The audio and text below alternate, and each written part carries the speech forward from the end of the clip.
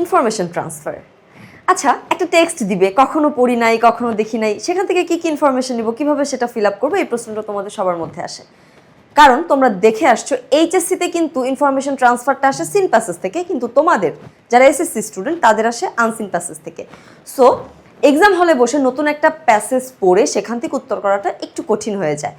এই জন্য তোমাদেরকে আমি আজকে কিছু ট্রিক্স দিব, যেটা ফলো করলে ইনফরমেশন ট্রান্সফারে তুমি ফুল মার্কস পেয়ে যাবা। ঠিক আছে, চলো দেখি কি।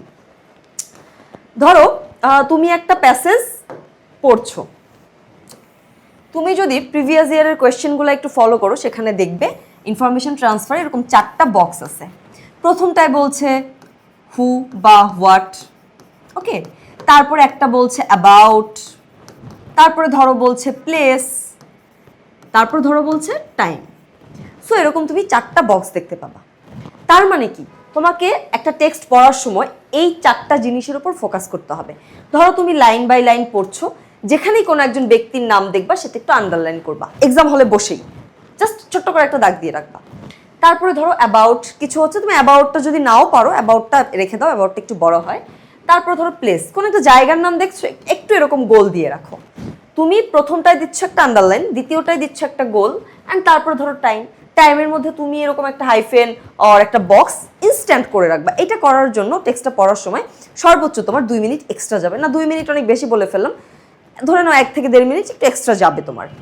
কিন্তু তুমি যখন উত্তর করতে যাবা এই বিষয়টা তোমাকে অনেক বেশি হেল্প করবে। কিভাবে?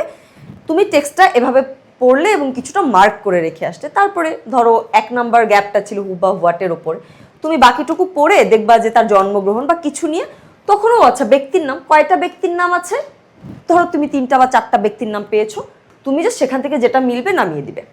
তারপরে ধরো 2 নাম্বার আছে প্লেসের, এখানে জায়গা। সো ওই যে জায়গা তুমি গোল দিয়ে আসছো, তুমি দেখো কোন জায়গাটার সাথে মিলে যাচ্ছে। সো তুমি যদি এইভাবে পড়ার সময় সময়, ব্যক্তি বা ওই সাবজেক্টটা, জায়গা, এই 3-4টা জিনিস যদি মাথায় রাখো এবং তারপর যদি একটু চিহ্নিত করে রেখে আসো, ইনফরমেশন ট্রান্সফার করাটা তোমাদের জন্য অনেক ইজি হয়ে যাবে এবং আনসিন হোক তোমরা দ্রুত উত্তরটা করতে পারবা। সো আশা করি এই ট্রিক্সটা ফলো করলে তোমাদের ইনফরমেশন ট্রান্সফারটা অনেক ইজি হয়ে যাবে। সো এরপরেও যদি তোমাদের আসলে অনেক বেশি সমস্যা থাকে, তাহলে তোমাদেরকে জয়েন করতে হবে আমাদের ফ্রি ক্লাসে।